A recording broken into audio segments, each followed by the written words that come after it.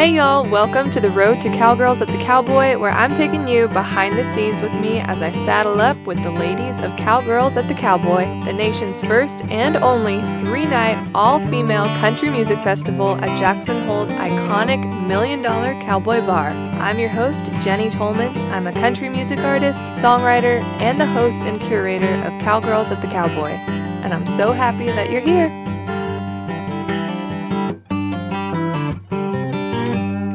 Y'all, I'm so excited because today on the road to Cowgirls at the Cowboy, we have platinum certified artist Avery with us. She has been named an artist to watch by literally every single streaming platform and outlet known to man. So we have our eyes wide open today and in Jackson Hole for the festival. So Avery, thank you so much for joining us. Oh my gosh, thank you for having me. I'm so happy to be here. Yes, we can't wait to have you out in Jackson Hole. And I know we were talking before the podcast and you didn't remember that you had been there. You've been there once when you were little, yes, right? when I was little. I was telling my dad that I was so excited to go because it's on my bucket list. It's beautiful there.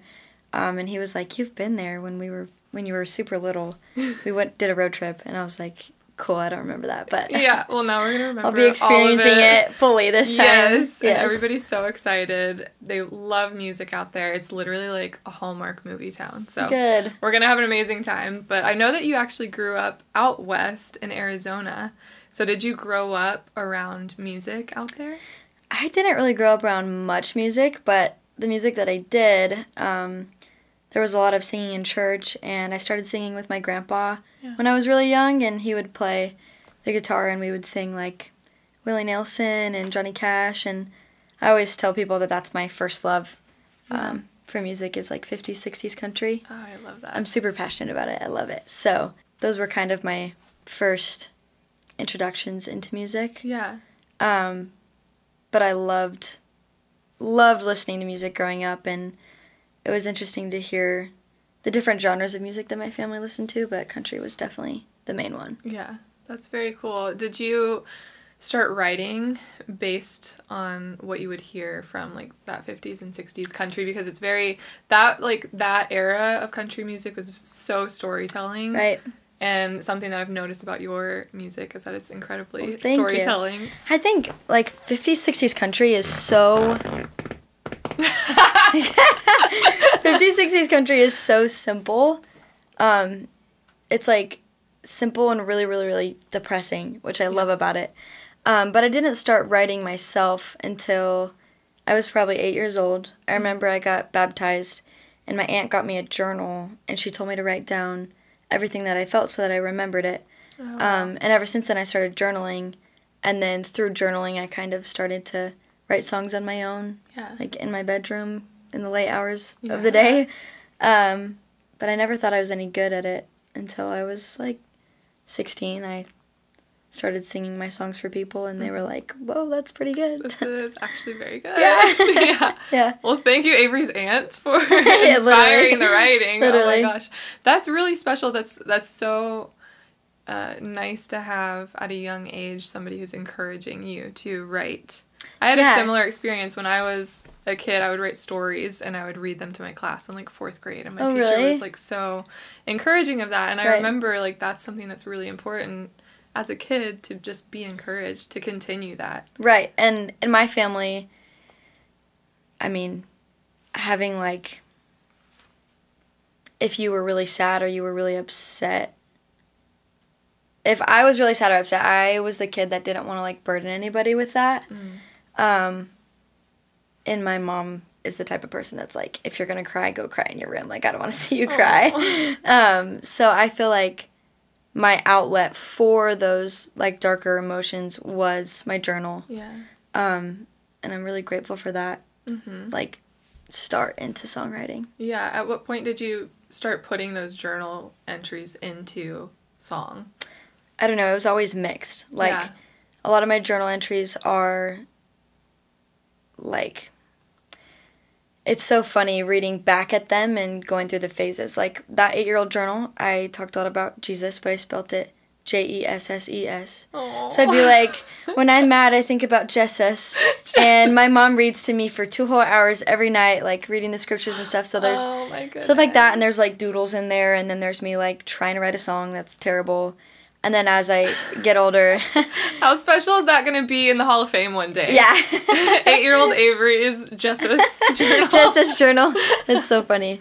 No, but it like transitions to having like a more structured journal, and it was really pretty and well written, so that if someone ever stumbled on my journals, they would think that I thought really pretty thoughts. And then I got a little more real in the past like 5 or 6 years of my life. Yeah.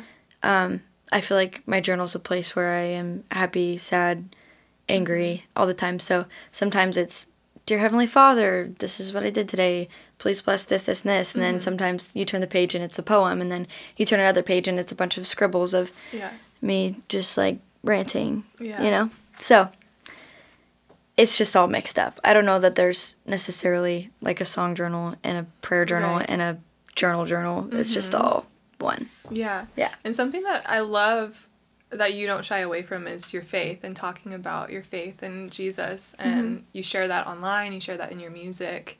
And I just think that that's really inspirational for little girls to look up to. A lot of your music is. There's so much music right now that's just, you know, encouraging a hookup culture or whatever it may be. But I think it's so nice and refreshing to have this like gorgeous, talented young woman singing things that are meaningful and, you know, encouraging young girls to be true to themselves and have self-respect and things like that. So I just... Oh my gosh, thank you. as a mom now, I have a little boy, but like as a mom, I start thinking about those things now, and I realize things a lot more. And I'm just like, as I'm listening to your music, I'm like, she's so intelligent and kind. Oh, thank you. Yeah, so anyways, that's not a question, it's just a comment. No, yeah, well, that's a good... I appreciate that, and thank you so much. Yeah. It's something that I really, really value. I try to make sure that everything that I say and do and write and release is lines up with like my morals, and I always think like, oh, would my grandma be happy with this? Or like, would I want my 5-year-old cousin to sing this song, or like wear what I'm wearing right now, or whatever it may be. But my favorite compliment is when a mom tells me that I'm a good example to their kids, so thanks. Yes, well, you sure are, so we love you for that. Oh, thank you. So you started writing, journaling, music. You've always sang since you were little. How did you get to Nashville? Man, it was a really crazy journey. During COVID, I started singing in my mom's bathtub because the acoustics were really good. And at this time I was... sang in my mom's bathroom, too. Not during COVID, but when I was starting to write. No, it was... I mean, she had a big clawfoot bathtub and, like, pretty stained glass. And I was supposed to be doing school because I was a junior in high school doing school online because of the pandemic. But I didn't. I would just, like, turn off my iPad and sing all day. And before COVID, I never had the time to actually lean into that creative side of myself. Like, I remember in middle school, I would wake up at 5 a.m. so that I could sing before I went to school. Wow. My siblings hated it. They would scream at me every morning. But I saved music for the early and late hours of the day, but now it was all day, every day. Yeah. And so I decided to post a TikTok of me singing some covers, and it went viral. And then this band that I love and admire, Parmalee, they saw me scrolling on TikTok when they were on their tour bus, and they recognized me, introduced me to my managers, Tina and David, and then David DM'd me. We started working together, released Just 'Cause I Love You. We, like, flew to Utah and met them. Wow. And then from there, I got some record deal offers, and then started talking to the labels and signed with Warner. And then I signed July of 2021 and then moved August of 2021. And I finished my senior year online and then started releasing music. So that's been quite a whirlwind. It was, like, super quick. And people were like, you know, this is a 10-year town. This is, like, unheard of that people just sign a deal and move. So I'm paying my dues now. Yeah. But I was very, very fortunate. Yeah, that's amazing. Yeah. Had you been to Nashville No. before that? You had never been to Nashville? Well, Oh my I gosh. visited with my parents to, like, see where I was going to live because I was Yeah. like, this is where I'm going. But I didn't even... like, before that, you had never even... No, That's I crazy. didn't. Oh I my didn't even, gosh. like, Wow. understand that Nashville was, like, a music city. Like, I didn't even have a grasp of this side of the country. Like, Wow. I had never been over here before. I didn't know anything about it. I mean, I knew about the Opry. I was obsessed with the Opry. And, like, a little bit here and there that, like, it was where all the country stars went. But I didn't know that that's, like, Wow. you go to Nashville and then do this and that, you know? That's so incredible to hear. And I feel like that's a really unique perspective, too, because there's so many people who leave their hometowns and leave everything they know to come here to chase a dream. Yeah. So to not even, like, have the concept of, like, oh, I'm probably going to move to Nashville someday, but then just get DM'd and No, yeah. I thought here I was you going to, are. like, go to Montana and work on a ranch. Really? Yeah. Or, I don't know, go to So school did and you- be a dental hygienist. You I don't know what I was really, going to like, have a dream of I had no being- plan. I never allowed myself to say out loud that I wanted to, like, pursue music as a career. One, because I never thought that that would be possible for myself. I didn't think I was that good, especially because, and I'm realizing this now more than ever, I had so much contact with other artists on social media, like, scrolling and listening to other people sing and write songs. Like, I never thought that I was good. Because I was constantly comparing myself. Well, yeah, I was about to say that's crazy. It's the double-edged sword, the blessing and curse of social media is the but comparison.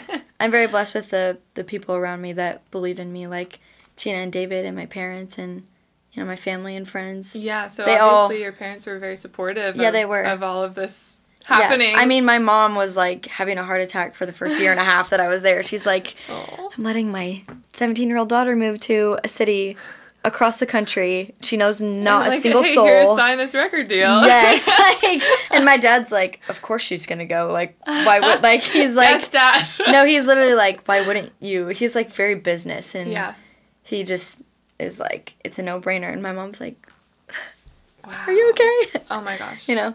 But they're very supportive. That's an insane story. I've never heard anything like Yeah. that. So that's very cool. That's very unique to you. Yeah. And that's No. awesome. Congratulations. Thank because you. that is, like, that's pretty cool. And so now you've released your debut album, Breakup Over Breakfast. Yes. And this is almost a double album because it's got 17 songs. Yes. What brought you to releasing 17 songs at once? You know, choosing the songs that were going to make the record was really hard because I've been writing a bunch since I moved to town. But it felt incomplete without each song. And I'd heard that, you know, 17 is a lot for your first album. Usually it's like 12 or 14 in those lines.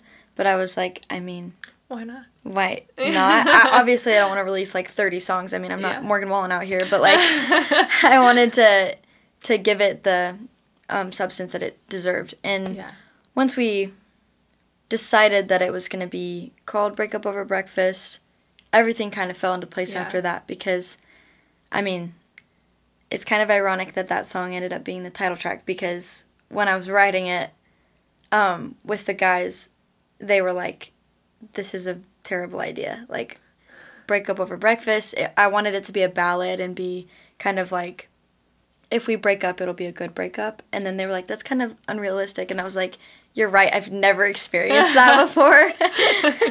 So they were the, yeah, right? Yes, literally. They were the, yeah, right. And then I was like, you're totally right. It ended up being, like, a rock song. Yeah. And then the rest of the record completely fell into place after that. That's awesome. And it was so funny because that song started as, like, the worst idea Really? ever. That's so funny. But that's the beauty of co-writing. Yeah, yeah. Is that you take in something and you never know what it's going to turn into. Yeah, this is so true. And, I mean, I'm so fortunate to have written with the writers that I did. Like Lori McKenna, we were just talking about her. Oh my gosh, she's amazing. Yeah, I was going to bring up, you guys have a Love Junkies feature on there with the rest. So how did you guys get all connected? Through Tina, my manager. She she got me Is in the with best. them. We love Tina. Yes, she was booking my calendar, and she had told me that day that we wrote the rest. She's like, you need to go in, and they're like the queens of the sad girl, like, Yes. heartbreak songs. You have to write a sad girl heartbreak song today. And I was like, okay, yeah, like, totally. And then I'm starting to talk to them about my story with my grandpa, and they were just kind of getting to know me. And I had just interviewed my grandparents at Christmas because I wanted to pick their brains a little bit. And I was telling them that it was so special that my grandma, she kept saying, you know, she thought she knew what she was doing with her life. She thought she had control. She thought she knew the plan, but it was always God's plan at the end of the day. And I was just sharing that voice memo with them. And they were like, we have to write about it. And I was like, let's do it, but Tina's going to kill me. But I'm sure Tina's very happy now because you guys ended up with something really special. She is. And I'm just so grateful to have written with them, and they're so talented, and I feel like they really brought that story to life with me, and luckily they're a feature on it, singing harmonies. Yes. And I'm playing the Opry tonight. I was going to say. And I'm singing it on the Opry for the first time, and it mentions the Opry. It's basically the story of my grandparents meeting, and then it kind of transitions to, like, me leaving home and playing the Opry and all this stuff. But it's really special, and I'm very excited. Yeah. So speaking of the Opry, and you're playing tonight. Yes. And I think, is it your 6th time playing It's tonight? my 7th. 7th right? time. Yeah, 7. All right, lucky number 7. I know. That's actually my unlucky number. Oh, no, okay. But I didn't say cancel, that. erase, Knock delete. on We wood. did. That's not Yes. wood, but, like, you know. The drum. Yeah, knock on the drum. So I love hearing everyone's Grand Ole Opry debut story and the way that they got asked, because usually it's like a cute surprise. Yeah. So what is your Opry story? This is actually hilarious because so my managers, David and Tina, they, like, pulled me into, I think we were at the label. They pulled me into a room, and they were like, we need to talk to you. And I was like, oh my gosh, like, either we're breaking up or, like, I'm in trouble. No. Like, they're, like, done working with me. I didn't know what I did wrong. I was like, Oh, no. I, like, walked in with the full thought that it was going to be something terrible. Oh, like, no. I was like, they're having a serious talk with me right now. And I'm sitting there and my arms are shaking and Oh, Avery. and I had just gone to the Opry for the first time. I remember it so vividly. I was with my other grandparents watching Tennille Townes. Yeah. And I was like, I told my Who Grammy. is another performer on Cowgirls at the Cowboy this year. Oh, really? Good. Yeah. Okay. Yeah. But I told my Grammy, I was like, I'm going to be on that stage, like, this year. Like, I'm making it my love goal. it. Yeah. And Tina was like, you're going to play the Grand Ole Opry. And I almost bawled my eyes out. It was so sweet. And then on my debut, I had 65, I think it was 65 family and family friends come. Wow. And my grandparents, like my grandpa that I grew up singing with, came, and my other grandparents came too, which they'll also be here tonight. Oh, good. Yeah, they all came, and it was very emotional for me because, I don't know, it's just a very pivotal moment for me in my career and in my life too, because I felt, it was just like never in my wildest dreams did I ever think that I would be playing on that stage. And then once it was possible, like, then it happened, and then it was really cool. And to this day, I have never watched a video of my performance. Oh, really? It was so good in my mind, and so, but I know that if I watch it back, I'm gonna nitpick at it. Yeah. So I let it be. We all do. Yeah. I let it be magical in my mind. That's amazing. Oh my gosh. Oh, that's so special. It was really special. Yeah. That's like, it is, like you said, it's the pivotal moment for any country artist to get to play the Opry. So. Yeah. Lucky number 7 tonight. It is lucky. Yeah. It's going to be amazing playing the rest for the first time. I know. I'm excited. Oh, that's awesome. So another collaboration, hopping from the Love Junkies. Parmalee, you were talking about, reached out to you, kind of helped you be discovered, I guess? Yes, they did. They're the reason. Yes. So. And you guys have a collaboration on your album as well right now. Yes. So tell me what your relationship with them is like. I mean, they're awesome. They've been obviously supporting me since day one. I remember before I even moved to town, they had me feature on a song on their album. It's called Forget You. They've just been so supportive of me. And I just really thought that it would be so full circle to have them on my debut album because they're such a huge part of my story. And also, I've I mean, I grew up listening to their music. I am obsessed with them. So I was like, please be on my album. And they were so down for it. And Matt came into the studio. He's like, this song's great. And he hit some really high notes for a male. It was really impressive. But that song, it's been a fan favorite for sure. And I mean, I'm just... Yeah. It's such a cool story. Mm-hmm. So there's so many cool stories on the album, and you said you've noticed that one's a fan favorite. Are there any others that you've noticed are connecting on another level with your fans? Yes, and it's so surreal for me because, like, when I wrote Narcissist, I felt like I was, I guess, over it enough to, not fully, but, like, I was in a good place to release it and talk about it and whatever. But Vanilla has been a song that's really, really touched people. Yeah. And not only young girls, but, like, moms and a lot of dads have come up to me and thanked me for talking about that and singing about it. And for those of you guys that have no idea who I am, Vanilla is a song that I wrote about boundaries and just being able to say no. But that one, it's something that I feel like I struggle with every day. I mean, I'm a yes man. I'm a people pleaser to a fault. So I feel like almost the fans living through it and connecting with it in real time as I'm connecting with it in real time. It been almost a really, like reinforces it for you. Yes, too. It's like, it's cathartic. I like, when I wrote it, I was like, wow. And I intended on writing it. I was talking to David, and I wrote it with him and Steph Jones. Yeah. And I was talking to them about if my little sister were to go on a date, what I would tell her. And I was thinking about the word vanilla and how it can represent, like, innocence and being boring and being plain and all of these things. And I didn't think that was such a bad thing. Yeah.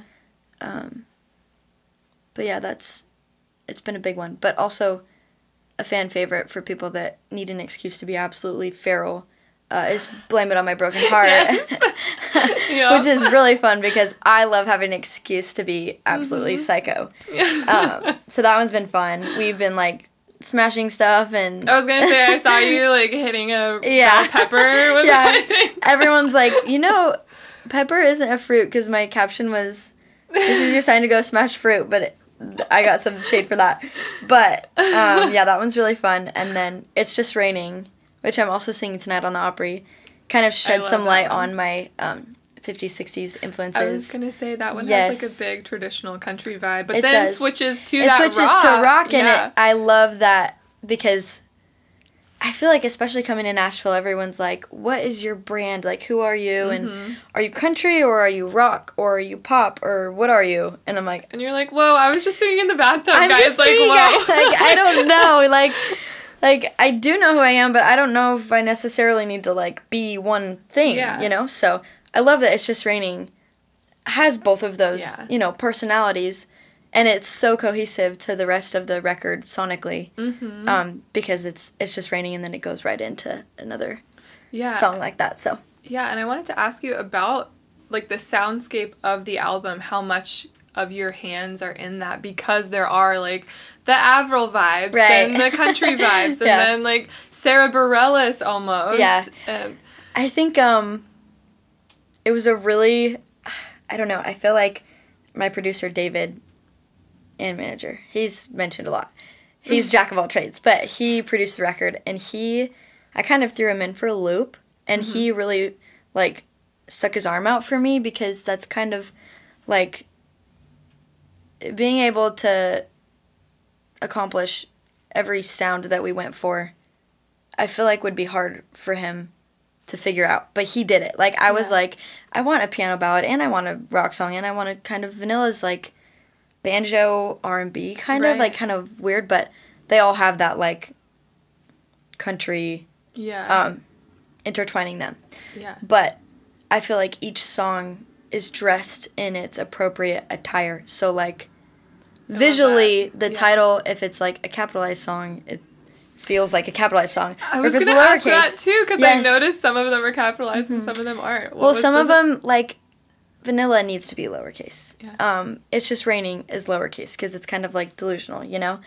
But Blame It on My Broken Heart is very loud and proud, so it's capitalized. Yeah. But also, like, Blame It on My Broken Heart has big instruments and big drums, and It's Just Raining is that more, like, country or whatever. And then, like, Don't Be That Guy is piano and a little bit of angst towards the end. I don't know. I feel like the emotion of the song is fully experienced by the way that we dress them, sonically, visually, in all aspects. And I have to give a lot of credit to David for that. I told him what I wanted, and he executed it. Yeah. So, and he also, like, brought a lot of creativity to the table. Like, we didn't plan on having a rock chorus on It's Just Raining. Really? But when we were in the studio, we had cut, I think it was Know It All and Honey that same day. And we were like, we should do some, just throw some drums on spice it up a little bit. And we did it, and then we were just like, cool, hope that works. Like, well, I feel like it makes the song in a way. Does, like, when that comes out, you're like, oh, dang. Like, it just took it to a whole nother level. It's so funny because my Grandma Pat, I don't know that she's ever, like, she's never told me, like, oh, I love that song. Like, she's always like, oh, we're so proud of you, whatever, right? Like, good for you.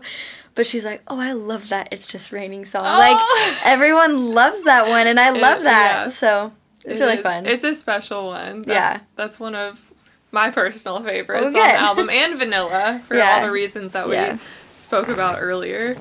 That's very cool. Thank you. Well, okay, so I feel like TikTok has been a huge platform for you. Like you said, you started posting the bathtub videos. Can you describe that journey to me? Like, posting your first TikTok to now I checked, and you have 1.7 million followers. Yes. It's it's so cool to be able to connect with people so quickly. Like, TikTok gave me the opportunity to directly speak to my fans, to gain new fans, to touch people that probably never I would ever come in contact with. And I think that's such a blessing, but it also, I mean, it gave me a platform to be seen. And I'm so grateful for that. But as I moved to Nashville, I mean, there's always that stereotype, like, oh, she's a TikTok artist, you know? Yeah. And I'm like, you know, I am a TikTok artist, but, like, I'm trying to, you know, put my voice out there and everything. Yeah. But I feel like we're past that now.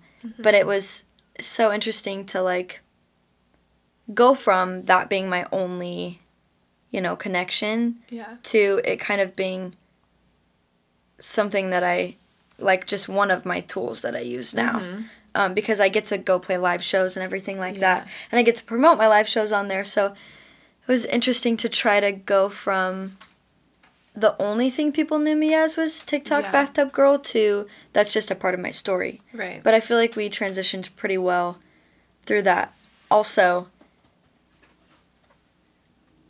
it was so funny to kind of, like, promote myself on social media.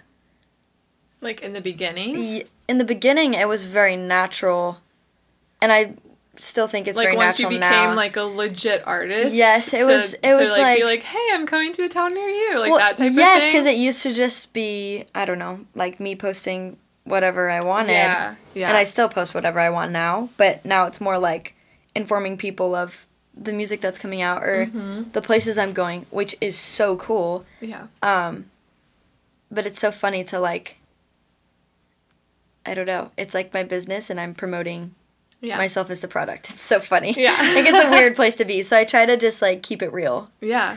Well, you do obviously very well at it. You come across very authentic. Thank you. And I believe that you are. Do you notice now that you're on the road, which I want to talk about road life with you, but TikTok, do you see that translating? Like, are those people coming to your shows and you've built that audience? Oh, for sure. Yeah. Like, I remember the moment that I was like, when I when that first video blew up on TikTok, my mom was like, well, first, I hid it from my mom for a few days because I was like... Oh, you did? If she knows that I have TikTok, she's going to take it away from me. Oh, my God. She's going to be like, this is bad somehow, like... And I finally showed it to her, and I'm like, yeah, Mom, like, I think I'm famous on People TikTok. Like me. And she was like, Avery, those aren't real people. Like, that's just the internet. And I was like, oh... I think they're real, like, hello? And then when I started playing shows and people were like, I love your videos, I've been here since the bathtub, oh like, my gosh. I just got told that this past weekend at a show. I'm like, these people are real, and they are also feeling just as deeply as I am. That's why I love playing shows, because, like, the ability, giving people the ability to feel what they need to is so amazing, cool. It's the best experience, like standing on stage and singing a song like Vanilla or Blame It on My Broken Heart and giving them that, like, I don't know, space to feel. It's really cool. And it makes you have a line in Girl Next Door where you're like, there's a girl crying in the front row. Yes. And I love that. That's like you acknowledging that moment of they feel that release. Yeah, I feel like my experiences touring for the past 2 years have really, really, really influenced my songwriting. Yeah. Especially for Girl Next Door, I wrote that by myself in between shows. I had, like, made the connection in my mind between all of the girls that I was seeing in the audience crying and desperately needing to feel loved or be loved, to my childhood best friend. I just remember seeing that in her, of, like, that need to just know love. Yeah. And, like, I felt that too as a kid, and, like, just connecting the two and having that experience on the road of, like, I feel like in a way my fans are my Girl Next Door. It's amazing that you have such, like, awareness and empathy. Especially, it's like, kind of a curse sometimes. Yeah, true. Like, really, isn't that cool? No, sometimes it's not. But it's what makes you so talented as an artist and a writer, because it's not, like, not just everybody who writes songs can make these girls cry and feel what they need to feel. And, like, the awareness that you have, even when you're a kid and you're talking about your neighbor and you're like, yeah, I felt that back then. It's like, that's amazing. That's your, like, you're so gifted in that way. I don't know if it's like, thank you. I just need to accept the compliment. But I'm like, it's gifted, but I'm also just, like, super hyper self-aware and, like, also hyper aware of, like, how everyone else is feeling all the time, which I guess it does make me who I am. Yeah. But I don't know, I feel like ever since I was a kid, I'm going to try and make this connection, like, with my words, because I can think it in my brain. But I remember the first time that I felt like I had purpose in music was I was singing in church. I was really nervous, and my mom told me, one, she was like, nobody out there cares about you except for me, so, like, who cares? Two, it's not about you. People aren't looking at you to see you. They're, like, it's about the song, and it's about letting people feel that spirit and that, like, presence of God, I guess. Yeah. And ever since then, I feel like I always looked at performing live and singing to people as that, like, it's not about me, it's about the song and the lyric and the feeling and you and what you need to feel. And I think that that's been very eye-opening for me to see on the road and singing about all of these different topics and seeing how people, like, gravitate towards them and, like, express themselves, whether they're singing or crying or laughing or dancing or whatever they're doing. And all that translates. And it's like, you sitting right here talking to me about all this, it, like, makes complete sense to me why God picked you to be like, okay, we're going to take her from Arizona and drop her into Nashville and, like, have all these amazing things happen to, because it's, like, it's so refreshing to not have somebody who just wants to be a star, you know? Right. When you're talking about, like, it's not about me, like, that's why you are having all this success, because you like I said, are feeling this empathy and you're doing it for other people. Like, Right. I feel like we all start writing to heal something broken Yes, yeah. in us. And then when you start, like, sharing those songs with other people, you're like, oh, other people need to feel this too or hear this too. And so the fact that you're holding on to that is so beautiful and perfect. And I hope you are always like that. Thank you. But it can be, like, hard to not, like, be thinking about myself so much, especially when other people are talking to me so much about me, or like I come and do podcasts and do whatever I'm doing, and it's like I need to talk about myself, and it's a weird feeling to like, this is me, and this is why you should like me. You know what I'm saying? Because it's not about that, and I also can say I need to like give credit where credit is due. My family, I have like a very, very humbling family. Like I go home and my sister's like, oh, you should not wear that on stage. Like, that's really ugly. Or, like, she just came to town, and I Is had she younger or older? She's younger. She's 15 years old. Okay. And very humbling. Yeah. Oh, you have no idea. My first red carpet, I walked the CMT award red carpet, and she called me, and she goes, Avery, not to be rude, but, like, your CMT dress was horrendous. Oh, no. And then I played the Today Show right after that, and she was like, don't get me started on your Today Show outfit. And I was like, thanks, Pip. But anyways, she was in town for my album release. Guess we need to send pics to Pip before anything next time. She brings me back down to earth. But she was in town for my album release. And there was, like, we had different groups of people come in, like, throughout the day. And we rented out this house and had, like, a breakup over breakfast, like, levels, everything. I don't know, it was cool. Yeah. And in the nighttime, I had some fans come out and played them the album and everything. And my little sister, like, leans over to I think it was David and Tina. I can't remember who told me about this, but she leaned over to them and she's like, people actually like her music? Like, people actually listen to it? She's like, they're actually fans of her? Like, what? It's so funny. Yeah, but humbling family. Yeah, mom's like, those TikTok people aren't real. Literally. Well, my mom told me, I was like telling her that I was choosing the track list too. And I was like, these are the songs that I want. What do you think? Like, what are your favorites? And she was like, these are my favorites, and these are the songs that I would skip. And Grand Canyon was one that she was like, I would skip that if you put it on your album. Like, I don't like that one. But I put it on there. Honestly, anyways. That's so good to have, though. It is, and I appreciate the honesty. Yeah. And they are never failed to be honest with me, so. But that is a good song, and I'm glad you kept it on there. Well, thank you. I do. I love that song, but. That's, I mean, it's like, just hearing you talk, I'm like, okay, this is why you are the way you are, and why it's working. Yeah, if you spent, like, 2 seconds with my family, I think you would, like, completely understand me. Well, I want to give you a big head for a second and talk about one of your accomplishments with, you mentioned Narcissist. That is, you have a platinum song. I do. What? Like, how do you fathom that? I don't even fathom it. It's just, again, like, it's so cool that it's sad, actually. It's really sad that this feeling and that experience so many people relate to. Yeah. And they relate to it enough to where it streamed however many times for it to be a platinum song. Like, what insane, like, I remember when I wrote that song, I was like, I don't want to release this. Really? I feel crazy.